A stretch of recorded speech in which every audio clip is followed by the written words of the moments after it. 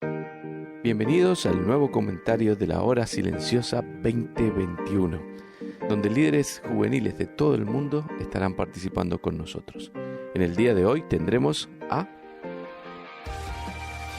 Muy buenos días, mi nombre es Miguel Cabrera, les hablo desde Santa Rosa Calamuchita, Córdoba, trabajando en el Centro Renacidos. Esta mañana tenemos que compartir el pasaje de Hechos capítulo 8 desde el verso 14 en adelante.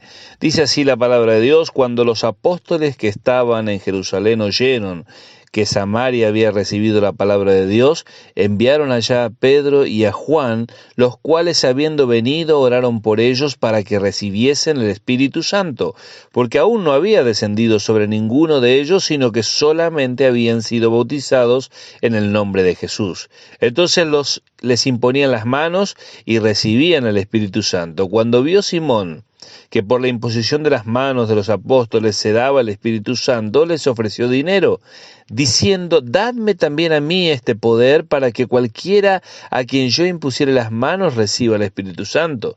Entonces Pedro le dijo: tu dinero perezca contigo, porque has pensado que el don de Dios se obtiene con dinero. No tienes tu parte ni suerte en este asunto, porque tu corazón no es recto delante de Dios. Arrepiéntete pues de esta tu maldad y ruega a Dios si quizás te sea perdonado el pensamiento de tu corazón, porque ni él de amargura y en prisión de maldad veo que estás. Respondiendo entonces Simón dijo: rogad vosotros por mí al Señor, para que nada de esto que habéis dicho venga sobre mí. Y ellos, habiendo testificado y hablando la palabra de Dios, se volvieron a Jerusalén, y en muchas poblaciones de los samaritanos anunciaron el Evangelio. Este pasaje de Hechos nos está mostrando y relatando de la manera en que la iglesia fue atravesando los primeros pasos allí en toda esa zona, comenzando en Jerusalén y avanzando por Samaria, Judea y hasta lo último de la tierra. Por eso es tan importante entender algunos conceptos, por ejemplo, acerca del Espíritu Santo. Dice allí que estos hombres recibían el Espíritu Santo porque el apóstol Pedro y Juan vinieron y le impusieron sus manos. Fíjense que para hablar acerca de esto, ¿no? En Hechos capítulo 2, versículo 38, nos encontramos que los que creían en el Señor Jesucristo eran bautizados y luego recibían el Espíritu Santo. Pero eso fue el comienzo de la iglesia. Cuando la iglesia empezaba a caminar los primeros pasos, el Espíritu Santo se manifestaba de esta manera, y era importante el bautismo en ese momento como una identificación con un mensaje que se estaba dando. Pero no fue siempre así, sino que ahora en Hechos capítulo 8 nos encontramos con que el Espíritu Santo lo recibían no solamente al creer, sino que necesitaban la imposición de los apóstoles como una confirmación del mensaje que se estaba dando. Por eso en Hechos 8 aparece esto: imponían las manos para que reciban el Espíritu Santo.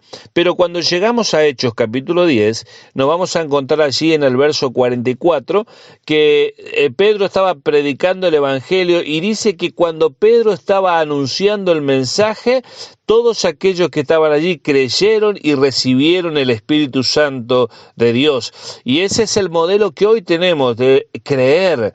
Para recibir a Cristo y recibir el Espíritu Santo es necesario creer. No hace falta otro tipo de cosa, no hace falta la imposición de manos, no es el bautismo para recibir el Espíritu hoy. Hoy el Espíritu Santo, y desde Hechos capítulo 10 en adelante, llega a nuestras vidas por el hecho de creer en el Señor Jesucristo como nuestro Salvador personal. Por eso, si has creído en Cristo Jesús, si has recibido al Señor Jesús en tu corazón, no solamente tomaste esa decisión, sino que el Espíritu Santo de Dios pasa a morar en tu vida y en mi vida, así como lo dice la palabra de Dios.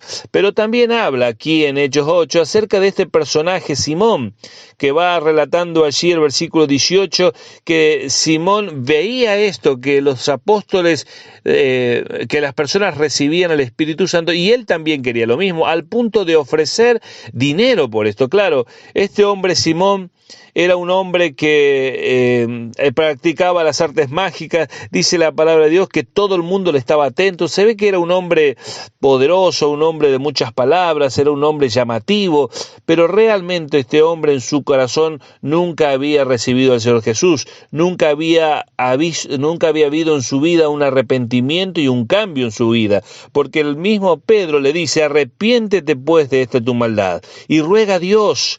Dice: porque estás en una hiel de amargura y prisión de maldad estás. Tu corazón no es recto. ¿Ves? Ahí estamos enfrente a un hombre que con sus labios había dicho que había recibido al Señor, o que había creído, pero sin embargo en sus hechos y en su corazón no era recto delante de Dios.